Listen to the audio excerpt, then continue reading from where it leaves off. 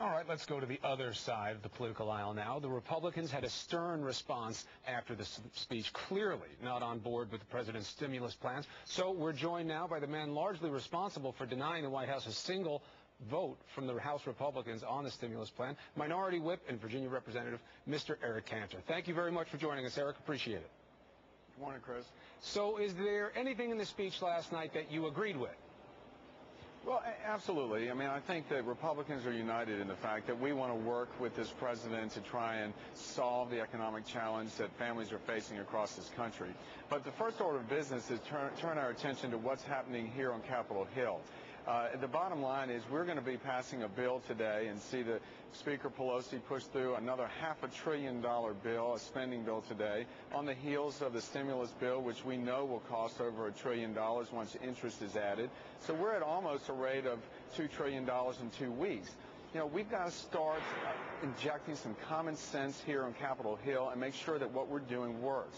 And the first thing that we need to do is to stop spending money we don't have and to make sure that we're not heading into a situation where we're taxing businesses and families with taxes they can't afford to pay.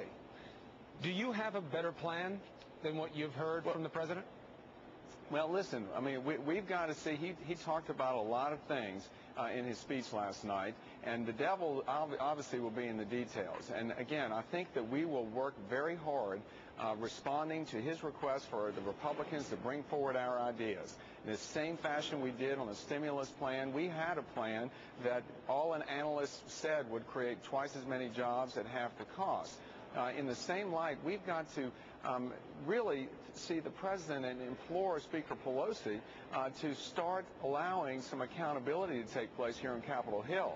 I mean, the fact that we put together an $800 billion stimulus plan that pretty much economists on both sides of the aisle said really lacked a directive and lacked a focus as far as growing jobs.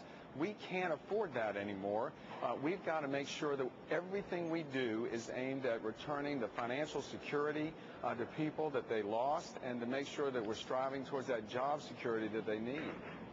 Now, Governor Bobby Jindal, who offered up the rejection by the Republicans last night, says he won't take the money, his state. How about you? If you're so against the stimulus plan, will you deny Virginia the money? Chris, look, let's look at the facts. We had a better plan, and that's why we took the position we did. This stimulus bill has passed now, and what we've got to do is to make sure that we are accountable to the taxpayers, to make sure that that almost $800 billion is spent in the name of preserving, protecting, and creating jobs.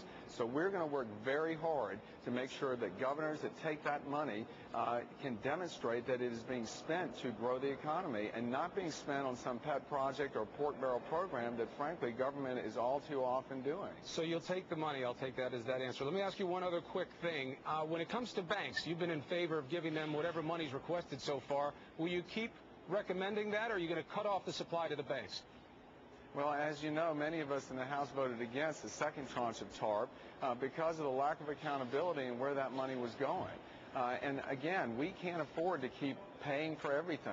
Somebody at some point will have to pay the bill. Number one, we've got to make sure that investors out there regain the confidence in America's ability to get back on track. So we've got to insist on accountability when it comes to our banking system. Representative Cantor, I appreciate it. I'm sorry I'm getting cut on time. Appreciate you being on here this morning. Love to hear the thoughts. Look forward to speaking to you again. Chris, thanks. All right, take care, Representative.